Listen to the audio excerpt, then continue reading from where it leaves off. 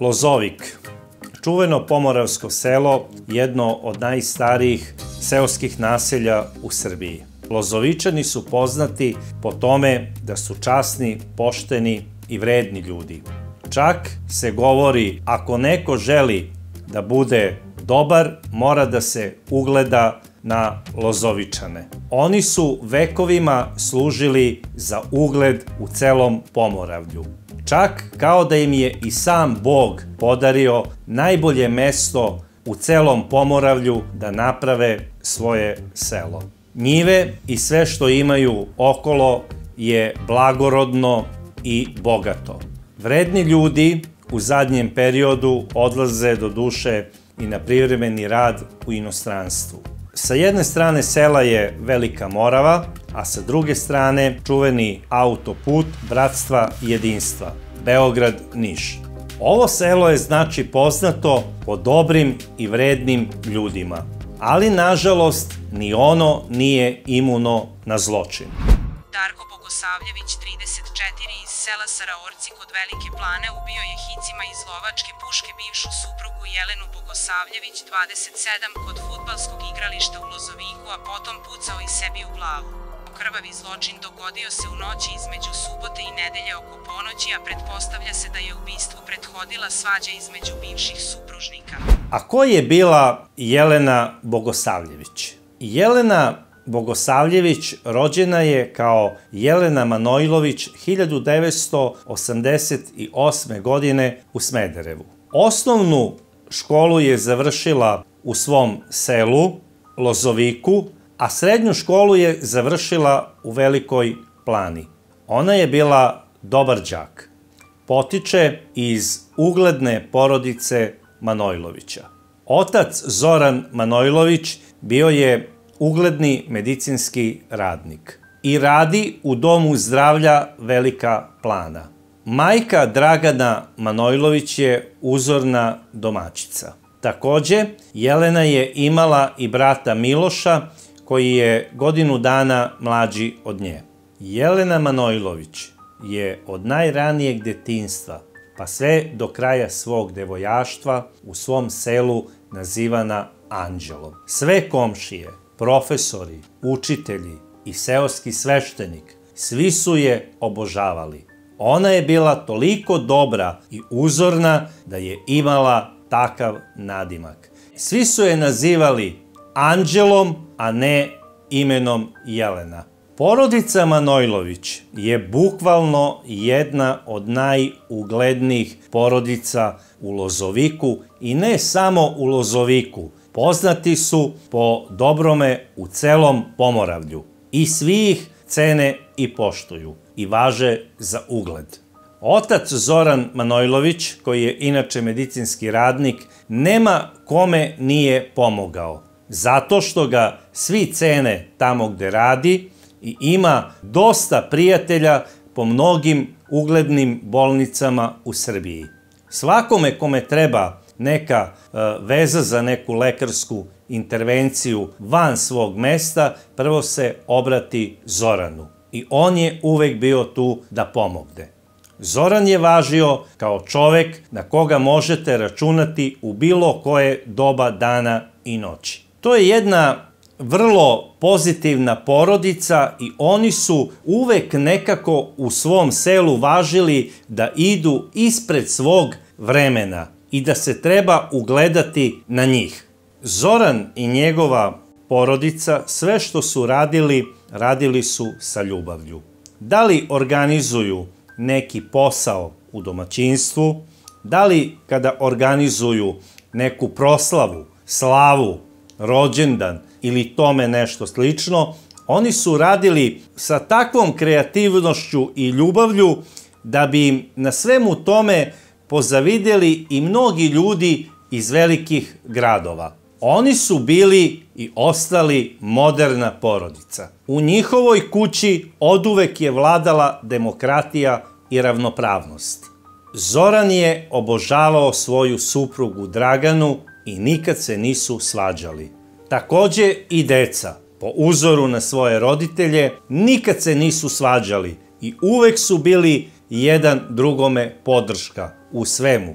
Jelena je obožavala svog brata Miloša i Miloš je obožavao nju. Deca za primer. Međutim, krajem svoje srednje škole, koju je naravno izučavala u gradu, Jelena se zaljubila u jednog momka koji nije bio iz njenog sela i na prvi pogled se nije dopadao njenoj porodici. A ko je bio taj momak? Taj momak bio je Darko Bogosavljević. Darko Bogosavljević je rođen 1981. godine i živeo je u selu Saraorci. Ovo selo jeste onako dobro pomoravsko selo, ali ni približno tako bogato i napredno kao Lozovik. Ono je spadalo u Pomoravlju kao neka mini provincija za Lozovik. Iz ovog sela polovina muškog stanovništva je poginula u Dunavskoj diviziji tokom Prvog svetskog rata i poznati su kao hrabri i časni ljudi. Možda imaju čak i malo previše u sebi nečeg ratničkog za današnja shvatanja savremenog čoveka. Inače, geografski ovo selo pripada opštini Smederevo. I Darko je, kao građanin ovog sela, bio potomak ovih hrabrih ratnika. I u njemu je tekla krv ovih junaka. Njegova genetika je nekada ispoljavala previše nečeg ratničkog u njemu.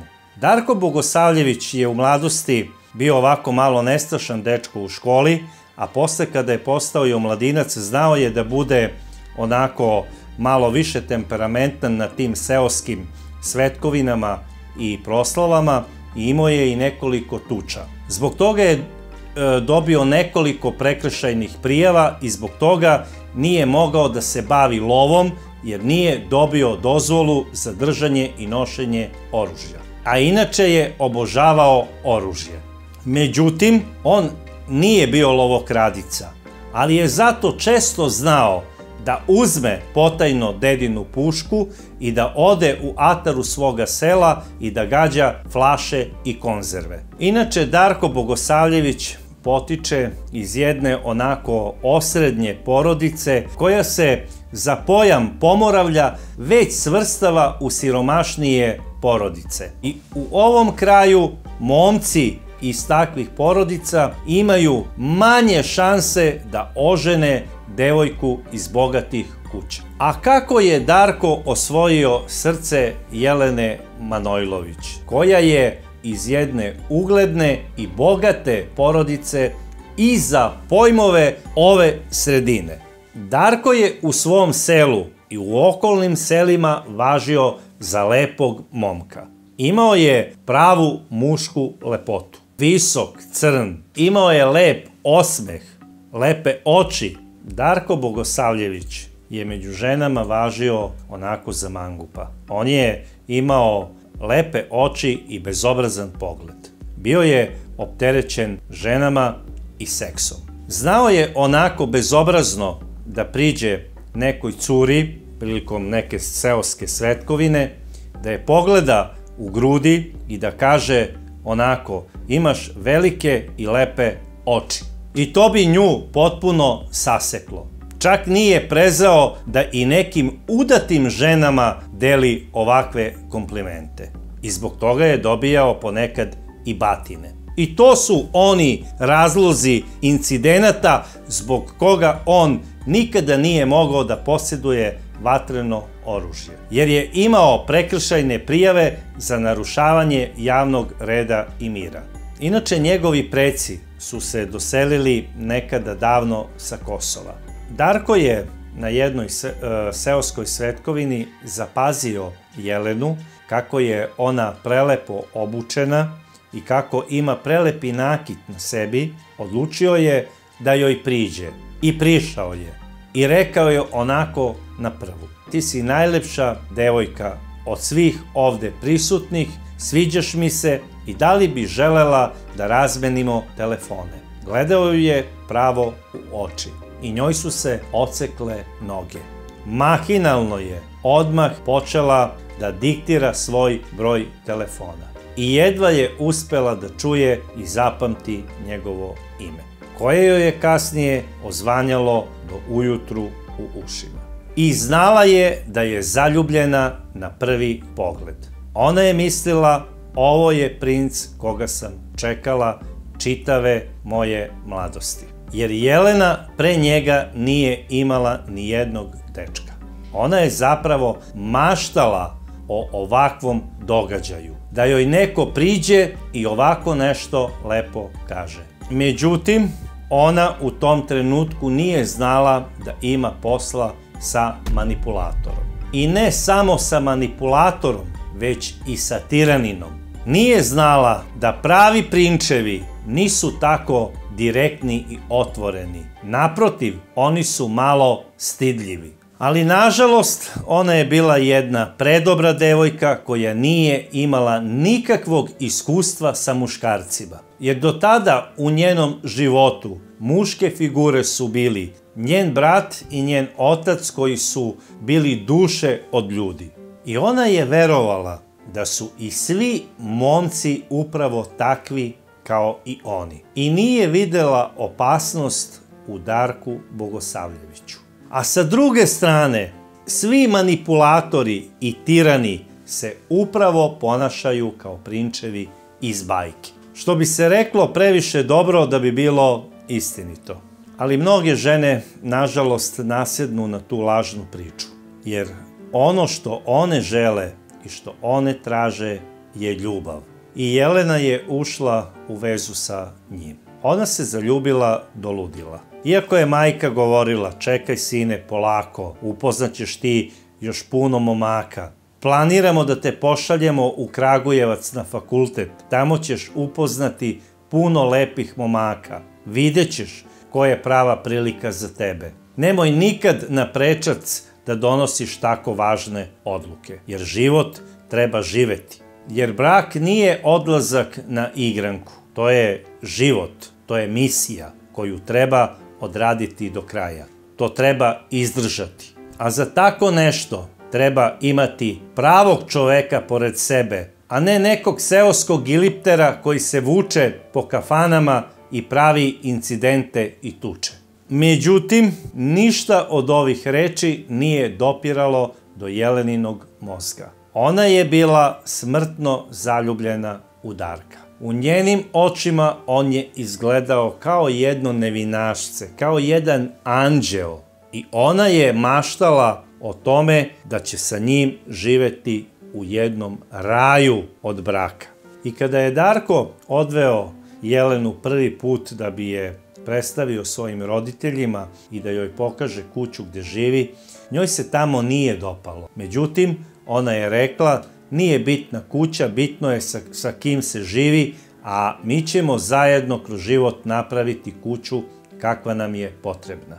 I sve njegove mane ja ću popraviti. On je dobar dečko, samo mu treba prava edukacija i iskrena ljubav, a to će od mene imati. Nažalost, mnoge žene imaju ovakve ideje u glavi i ponašaju se kao da nikada nisu čule onu staru narodnu da vuk dlaku menja, ali ćud nikada. I Jelena se udala za Darka i otišla je da živi u njegovoj kući u Saraorcima. Međutim, ubrzo je spoznala njegovu pravu prirodu. Odmah su počeli problemi. Darko je krenuo maltene sukcesivno da je maltretira. Najpre psihički. Ovaj vid maltretiranja bio je toliko redovan kao da je prepisana terapija od lekara. Jer tiranin najpre počinje da napada mozak svoje žrtve. Jer želi da je dovede do stanja hipnoze. A to znači da on, ako u sred noći kaže sija sunce, sija sunce. Ako kaže ovo što je crno od sada je belo, belo je. Znači, mleko je crno, a ugalj je beo. I tu nema rasprave. Na kraju i sama žrtva poveruje da vidi pogrešno i da je istina ono što čuje od čoveka za koga smatra da ga voli. Jer ljubav je upravo zato i slepa. On je tačno procenio svoju žrtvu. Osjetio je kod Jelene jednu dobru dozu njene nesigurnosti. Jer samo iz njoj znanih razloga Jelena je verovala za sebe da nije dovoljno lepa. Nažalost, ova devojka nije znala da su je mnogi muškarci prosto obožavali. Samo nisu smeli da joj priđu jer je poticala iz vrlo ugledne i bogate porodice. A za tako nešto u Pomoravlju treba dobra preporuka da biste iz osrednjeg domaćinstva prišli curi iz bogate kuće. I on je, nažalost, znao šta ona misli i to je zloupotrebljavao. I govorio joj je, budi srećna kakvog si frajera uhvatila. Gledaj na šta ličiš, niko te ne bi hteo. Ako te ja ostavim, nikad nećeš više naći ni jednog muškarca. To ti ja kažem kao muškarac, jer ja odlično znam šta muškarci misle i prosto mi nije jasno zašto sam te uzeo za sebe. A u stvari, kad sam te prvi put video tako ružnu na onoj proslavi, ja sam se sažalio prema tebi. Uzeo sam te iz sažaljenja, jer ti si mene zapravo izludela. I ti si kriva za to. Ne znam gde mi je bila glava. I ja zbog toga patim i noćima ne mogu da spavam. I zbog toga izađem i lutam neznano kud. Sramota me je i da te izvedem na ulicu, a o vašarima da i ne pričam. I zato ćeš sedeti kod kuće. I zamislite šta je ovaj čovek govorio svojoj ženi. Ovoj prelepoj, mladoj ženi. Svi znamo da nema ružnih žena. Ova prelepa žena, koju su svi smatrali anđelom, rodila mu je prelepo dete, ćerkicu. I on govori takve ružne stvari o njoj. Što je najgore, ona je počela u to i da veruje. A to i jeste bio njegov cilj, jer je on nju hteo da zarobi i da je drži u kući. Kao pravi manipulator i tiranin. I od ovog prekrasnog bića napravio je jednu vrstu zombija, svog roba. A on je bio tiranin i aristokratija. On je, prosto rečeno, bio jedan seoski ološ. I kada se žrtva dovede do tog stadijuma da počne da veruje da pripada nižem obliku bića i da ima pored sebe nekog koga svojim izgledom nije zaslužila, onda taj isti tiranin počinje i fizički da je maltretira. On je od nje napravio jednu senku. Ona je smršala. Prestala je da liči na sebe. Nestala je lepota i sjaj kojim je ona zračila. Počela je da nosi rolke i u sred leta. Ne zato što je njoj bilo hladno, nego da bi prikrila masnice na vratu i po drugim delovima tela. Njeni roditelji su naravno primetili da nešto nije u redu. Prilikom retkih poseta kada su Bogosavljevići dolazili kod Manojlovića, vidjeli su da tu nešto ne štima. Pre svega i osmeh njihove ćerke je delovao veštački. Kao da nije to ona devojka koja je u toj kući zračila osmehom i ljubavlju. I otac je pitao, molim te, kaži mi da li ima nekih problema. Ona je to vešto prikrivala. Rekla je, ne tata, Darko je divan. On puno radi, preumoran je. Pokušava na sve moguće načine da nam obezbedi sve što nam je potrebno. Meni ništa ne fali. I onda bi otac, kao svaki normalni otac, rekao, pa dobro ćerko, a što onda i ti ne nađeš posao pa da pomogneš svom suprugu u smislu finansijske ovako potpore, znači on radi, ti radiš i odmah to bolje funkcioniše. Međutim, ona je rekla, ne tata, Darko misli da ja treba da budem kod kuće i da čuvam dete, a planiramo i još dece, hvala Bogu. I on bi rekao, dobro, u redu, ne mešam se u to. Mada je čovek video da tu nešto debelo ne štima. Majka je naravno, kao i svaka majka, prilikom pozdravljanja sa Bogosavljevićima kada kreću svojoj kući, onako krišom kćerki dala i nešto novca, što je naravno znao i otac, i ona je to onako sramežljivo uzela i odnela. I odmah prilikom odlaska, maltene čim bi izašli iz dvorišta, Darko bi je pitao šta ti je to majka dala i koliko ti je dala. I ona je do dinara isti novac predavala svom suprugu, koji bi taj isti novac uzeo da bi ga odmah uveče potrošio sa pevaljkama u kafani. I ne daj Bože da je ona pokušala da ostavi koji dinar sa strane, bila bi odmah kažnjena debelim batinama. Jer tiranin ne želi da njegova žrtva radi i zarađuje i da posjeduje novac, jer time bi bila na neki način nezavisna. Ona mora da zavisi od ovog monstruma i da u njemu vidi smisao života i opstanka. Takođe, tiranin ne želi da njegova žena lepo izgleda. On njoj zabranjuje da se šminka, da kupuje lepu odeću, ne daj Bože, obuću sa visokim potpeticama i tome slično. Jer ni po koju cenu neće njoj dozvoliti da ona bude primećena od nekog muškarca. Jer ako je neko primeti, taj neko možda će biti za istu ostrvo spasa. Takođe, on njoj zabranjuje i komunikacije telefonom. O društvenim mrežama da i ne pričamo. On govori, društvene mreže u mojoj kući ne smiju da postoje, jer one služe samo za švaleraciju. A to što ja imam Facebook nalog, to je, draga ženo, zbog posla. Jer mnogi me angažuju da radim kod njih preko Facebooka. I kao i svaki tiranin, i Darko je bio kameleon. On se pred celim svetom predstavljao lažno, kako je on divan suprug, otac i pravi domaćin. On bi slikao svoju suprugu dok recimo pravi detetu tortu, kako kiti jelku, i to bi on onako objavio za svaki praznik na svom Facebook profilu. I napisao bi: moja draga žena. Ali ako dobro pogledamo ove fotografije, vidi se da u njima nema topline. One su frigidne, deluju avetinski i veštački. Na njima se vidi jedna mlada žena koja je prepadnuta od straha. I sve što radi, radi sa dozom straha da nešto ne pogreši. A jedina greška koju bi ona uradila, to je da ispadne na neki način pametnija nego što je njen suprug to odredio. I ako se ne uklopi u njegovoj režiji bilo koji njen pokret, morao bi da se kazni batinama. On je bukvalno režirao svaku tu svoju sliku na svom profilu.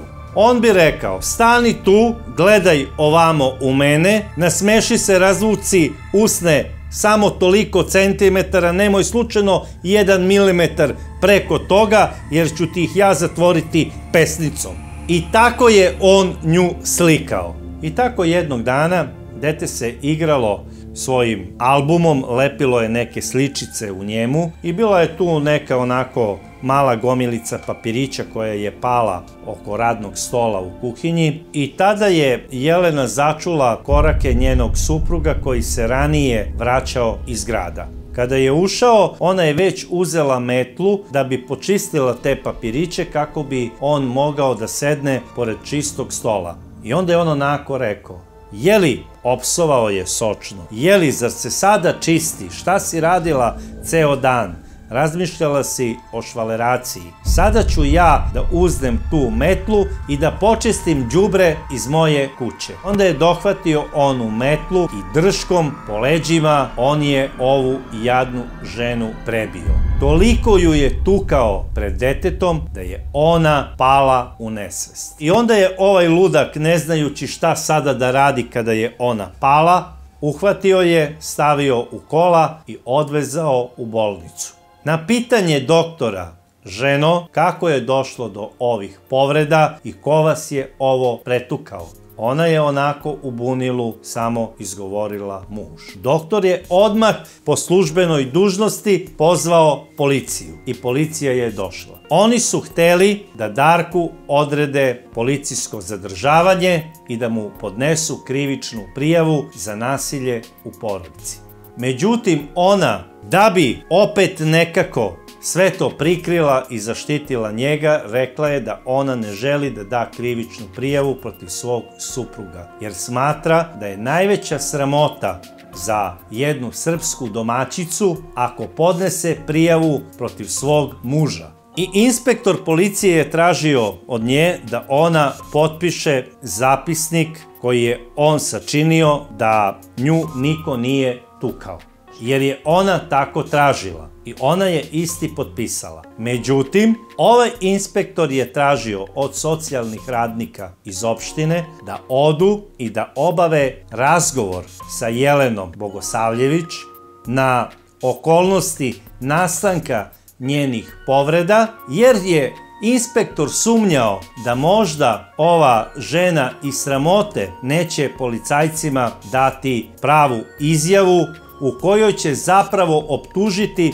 svog muža. Socijalni radnici su joj rekli da ako se ona plaši svog muža, isti će njoj obezbediti zaštitu tako što će je smestiti u sigurnu kuću. Međutim, ona je ponovila isto ono što je rekla i policiji, nažalost. Ali je odlučila da kad izađe iz bolnice da će staviti tačku na ovaj način života. Zapravo, tada u bolesničkoj postelji ona je donela odluku da se razvede od Darka Bogosavljevića i da se vrati svojoj porodici. Po izlasku iz bolnice ona odlazi u kuću svog supruga, koji je glumio da se promenio, da je postao dobar, brinuo je o njoj, plakao je, kajao se i govorio je: eto vidiš šta si mi uradila, napravila si od mene čoveka koji je čak uradio i to da te tako premlati metlom.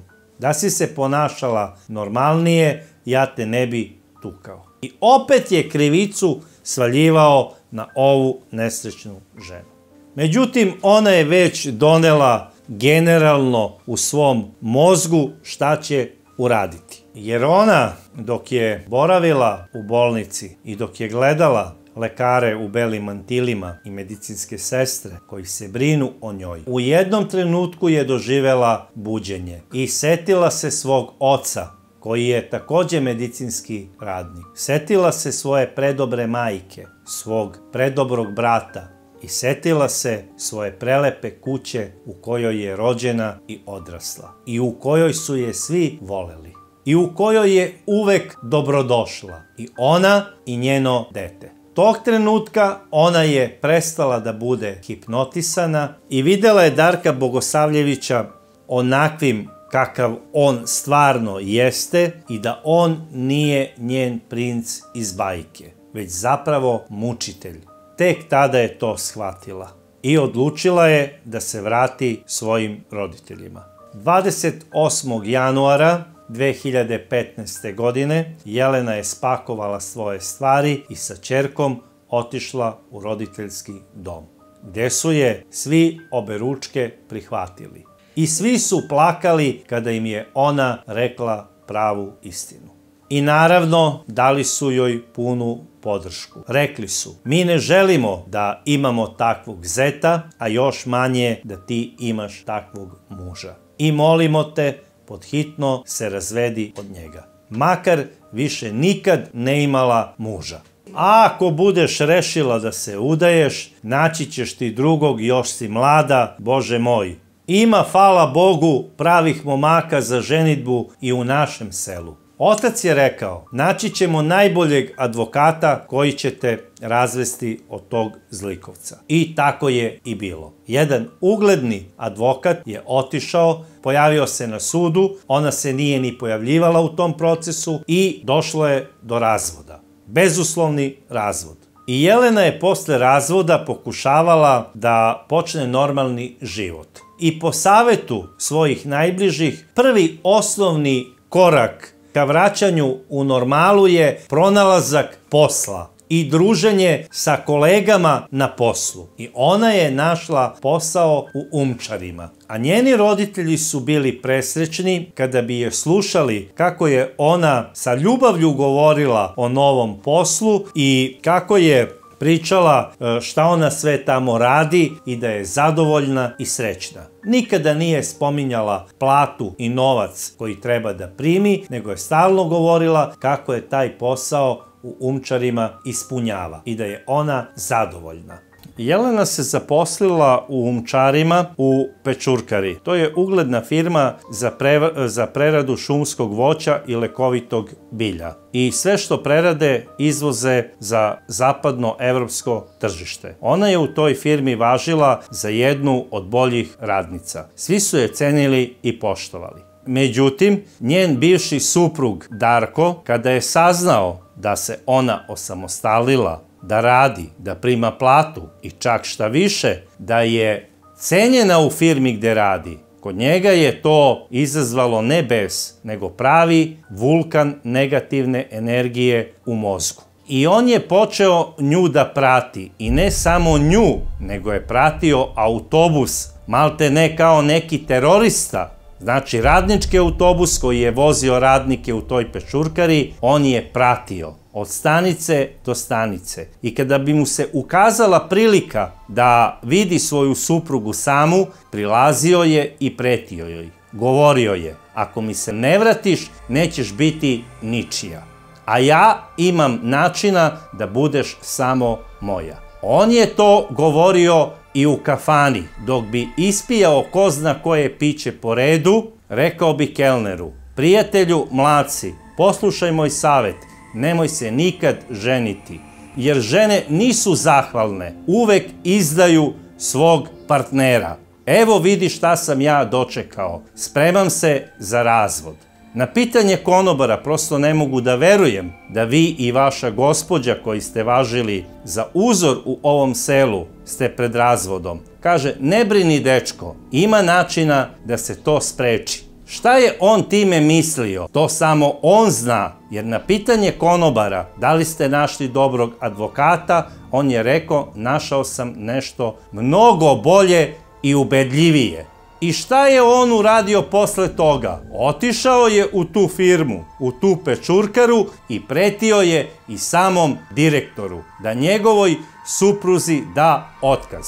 I naravno, direktor, kao pravi poslovni čovek, pozvao je policiju i sve je to prijavio. Policija ga je privela, obavila je s njim razgovor i zabranila mu je prilaz Pečurkari u Umčarima. I rekli su, nemoj više da ti padne na pamet da prilaziš svojoj supruzi. I dobio je zabranu prilaska da ne prilazi svojoj ženi, koju je i potpisao.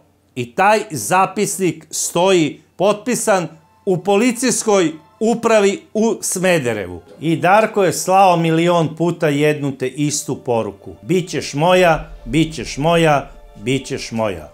Što govori o jednoj teškoj opsesiji jednog poremećenog zločinačkog uma. Takođe, Jelenini roditelji su bili presrećni što je sa njima i njena ćerkica, to jest njihova unučica, jer su je ranije jako retko viđali, a sada je bila non stop tu sa njima i oni su bili onako oduševljeni tom devojčicom i poklanjali su joj svu pažnju i ljubav. Želeli su da jednim pozitivnim pristupom i svojom dobrotom doprinesu da izleče traume i svojoj ćerki i unučici. Hteli su da one žive u jednoj normalnoj porodici gde se osjeća ljubav. Nakon svega što su preživele, a one su se osjećale kao brodolomnici koji su isplivali i spasili se na nekom ostrvu sreće. Međutim, s druge strane, Darko Bogosavljević je u svojoj glavi počeo da stvara pakleni plan. On nije mogao da se pomiri s tim da ga je napustila žena. Darko je smatrao da je Jelena njega izdala i spremao je osvetu. jer zna se kako su robovlasnici nekada postupali sa odbeglim robovima. A presuda za odbeglog roba od strane robovlasnika je smrt. I došao je taj sudbonosni 16. maj. Jelena je radila u svojoj firmi u drugoj smeni i po završenom poslu ona je, kao po običaju, autobusom krenula ka svojoj kući. Stigla je, znači, oko 22 sata u svoje selo Lozovik, sišla na glavnoj autobuskoj stanici i krenula pešice ka kući. U jednom trenutku, dok je koračala ka svojoj kući, ispred sebe je ugledala i svog bivšeg supruga Darka. Isti je od strane suda imao zabranu prilaska Jeleni, ali je on odmah podigao ruku i rekao je: Jelena, nemoj da se plašiš, dolazim kao prijatelj da popričamo o budućnosti našeg deteta. I ona mu je rekla: nemam ja s tobom šta da pričam, Darko, molim te, pusti me, mi smo razvedeni, hoću da idem kući. Međutim, on je u tom trenutku počeo da plače i rekao je: molim te, hajde da prošetamo, da popričamo, hteo bi da ti objasnim moju situaciju, moje stanje, jer nemoj sutra da se priča kako je otac našeg deteta poludeo i obesio se od muke. Jer ja sam i na to spreman. Ja više posle vašeg odlaska nemam razloga da živim. I jedino što mi preostaje, to je konopac i neko krivo drvo. Čak su mu se i suze slivale niz lice. Mislim, neverovatna gluma za takvog čoveka. Međutim, Jelena je, nažalost, kao i mnogo puta do tad, nasela na ove suze. I krenula je sa njim, ne znajući da je ova šetnja u stvari zov njene sudbine. I on je njoj na sve moguće načine pokušavao da objasni i objašnjavao kolika je njegova količina patnje i kakva je njegova agonija za njom.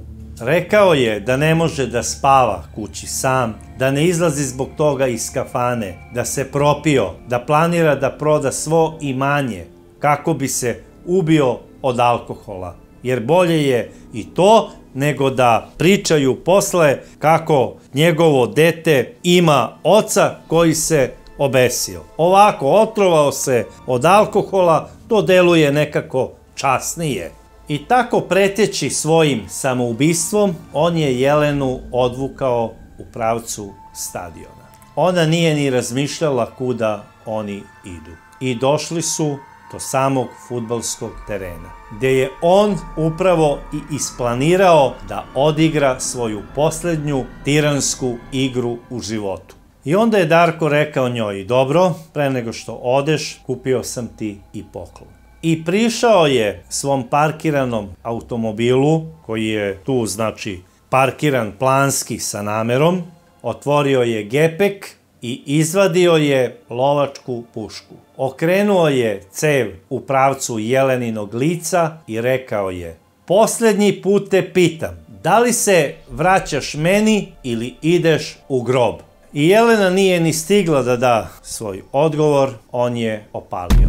Metak je prosto razneo njenu glavu. Ona je odletela par metara unazad i pala je, jer to je strahovito jako punjenje, iz neposredne blizine može da oduva i veliku životinju, kamoli jednu krhku i mladu ženu. Onda je po nastavku svog plana Darko prislonio svoju glavu na cev puške i opalio drugi metak sebi u podbradak.